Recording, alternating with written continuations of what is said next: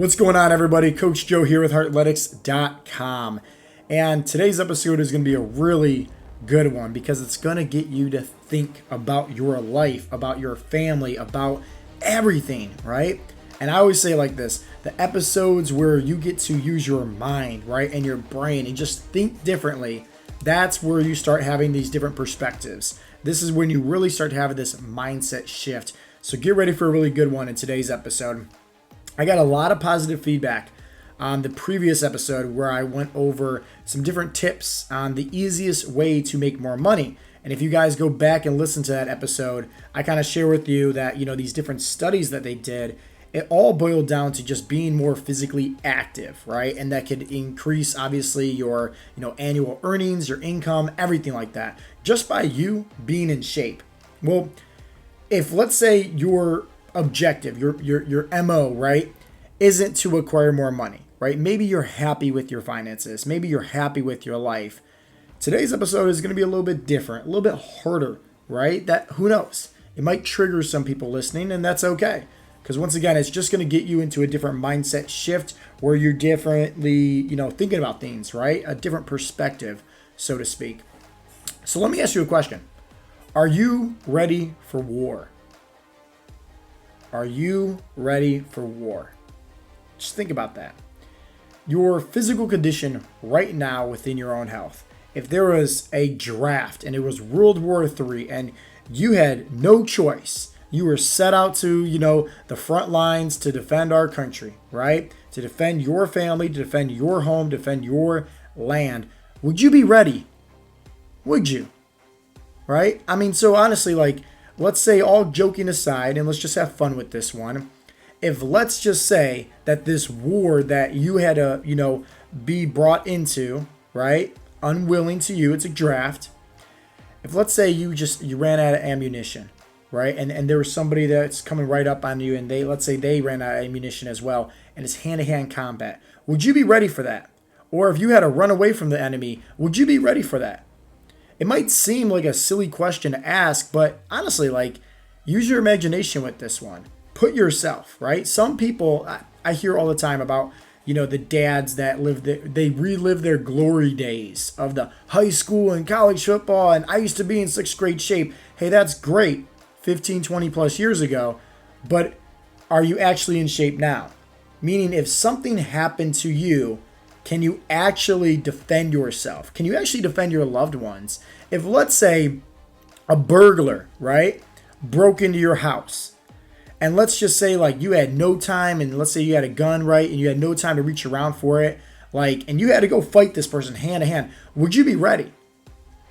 And I'm not talking about just knowing, the skills, the techniques, right, but would you be physically active enough, right? Or would you be huffing and puffing? Would you be all nervous? Would you be all timid? Or maybe you tried to, who knows, tried to tell your family, say, let's run, right? And so you grab your kids, you're running, and you can't even make it, right? 5 feet away. You're holding on to your kids, right? And you're trying to run, and it's just you got no energy. You have no stamina. You're not physically able to actually do those things, What if, let's just say, you're in a crowded area, okay? A crowded area, right? Maybe a shopping mall or whatever the case may be. And let's say you have a little child with you, right? Little kid. And let's say your kid is small, right? So they can't defend themselves. Maybe they're 3 or 4, I'll use myself, for example, right? If let's say, right, I'm with my son Oakley and we're at, Disneyland, right? We'll just use that for example, because you understand there's a ton of people there, right? Ton of people. And let's say it was one of those things where I think they do it at Magic Kingdom, right? Where they do the fireworks and whatnot late at night. Let's just say hey, me and my wife, right? We're watching the fireworks, right? And unbeknownst to us, right? Somebody takes Oakley behind me. And I don't notice. I don't notice until a split second goes by. And that person is already, let's say, 15, 20 feet away, right? Running with my child and holding on to them, And I get it. Some people are going to listen to this and be like, yeah, but you can just yell, and there's other people and somebody's going to eventually stop them. That's defeating the purpose. That's not what I want you to understand. I want you to put yourself in that situation where if somebody took your child and they're 15, 20 feet away and they're running away with your kid, are you actually physically active enough? Are you actually in the proper condition to go defend your family and go save your family? Are you able to do that? Are you? We live in a generation where there is very few men out there, but a lot of boys. A lot of boys in their 30s, their 40s, their 50s, their 60s that don't care, right? And that's the big difference because men have discipline. Men show up for war each and every day. And maybe that war, that battlefield, is doing the hard things, is doing stuff like working out, is doing things like being healthy and eating properly. So that way, God forbid, if anything does happen, they're primed. They're ready to go. They know what they need to do. Successful people do what they have to do whether they feel like it or not. We don't have a lot of successful people in today's generation. In today's society, once again, we have a lot of boys that are fat, lazy, overweight, and they don't care to make a change. Their doctors can tell them, oh, you have high blood pressure. Oh, you have high cholesterol. And they're like, okay. And their doctor's like, hey, this is pretty serious. You should probably do something about it, or else, eventually your A1C levels are going to elevate and you might have diabetes. And they're like, okay. And they don't make a change still because they don't care. Boys don't care about their health. Boys don't care. They might say like, oh, I care so much about my family, right? I'll do anything for them. But if you care so much about your family, why are you being a liability rather than an asset? Meaning, why do you put your health first? Why do you put your health last? Just think about it like this, right? If you care so much about your family, but yet you're struggling, and realistically here, you are the one, right? No one is force feeding you to eat, Doritos and drinking beer and be lazy and not be active. That's all on you, brother. So the reality is, if you care so much about your family, why are you the one hurting them at the end of the day by being a liability? Because you're the one that's shorting your own life expectancy, your own lifespan. And if you honestly care about your family, you would be the one that's going to put yourself first. You're going to be the one that's going to show up. You're the one that's going to say, hey, I don't know how I'm going to do this, but I'm going to figure it out and make a way. So what I challenge you to do is honestly listen to this episode anytime you need inspiration, anytime you need motivation, anytime you need a little punch in the gut to get you going. Because the reality is this: if you're not ready for war, and you can decide what that war is, that could be you having to go to physical war, right? That could be, hey, you have to defend your family, whatever the case may be. But if you're not physically active and in the proper condition to do so, you're a liability. You are doing your family a disservice. And you might be saying you care so much about them, but you really don't. Because how hard is it for you to go for a walk 30 minutes a day? How hard is it for you to do push-ups and sit-ups while you're already, watching TV and watching Netflix anyways?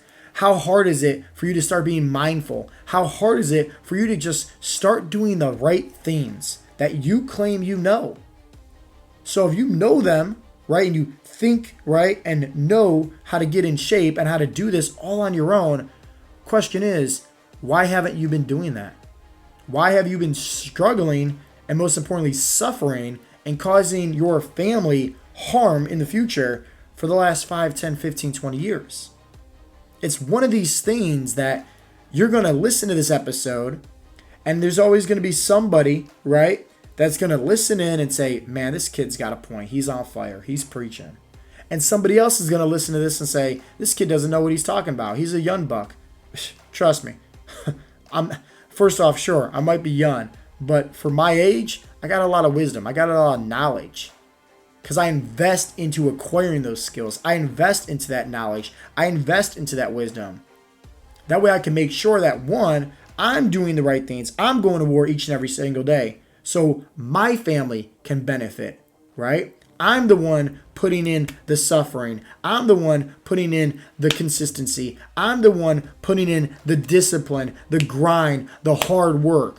So my family can actually have the benefits of all that. Just let that sink in. Let that sink in. So the reality is this. Are you going to continue being a liability for your family? I mean, think about it, right? Like, you listen to this and say, oh man, this kid's got a point, right? And go ahead and start going for walks and push-ups. And that's great. I commend you on that, right? But at the end of the day, like, is that going to last? Because you become the sum of the 5 people that you surround yourself with the most. Les Brown said it best, birds of a feather flock together. In life, if you hang around with losers, you're going to become a loser. Or you can hang around with winners and become a winner. So my question to you is, this inspired action that you might be feeling right now, how long is that going to last? When are you going to make a decision to decide to do the right things long term, right? That way it doesn't have to be this lose weight, gain weight, lose weight, gain weight, yo-yo effect year after year like it probably realistically already has been. So my call to action for you, if you're ready to take inspired action, get hooked up with the right people. That's it. You know as well as I do, you need people holding you accountable.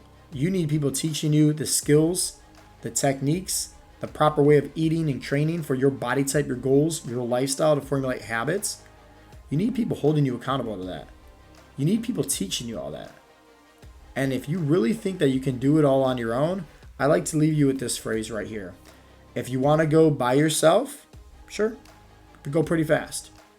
But if you want to go with other people, you'll go farther. And at the end of the day, you can continue to do the things that you think you know. Cut out carbs, cut out your favorite foods, cut out sugar, cut out alcohol, right? And sure, you're going to see some short-term success, obviously, right? Anybody will.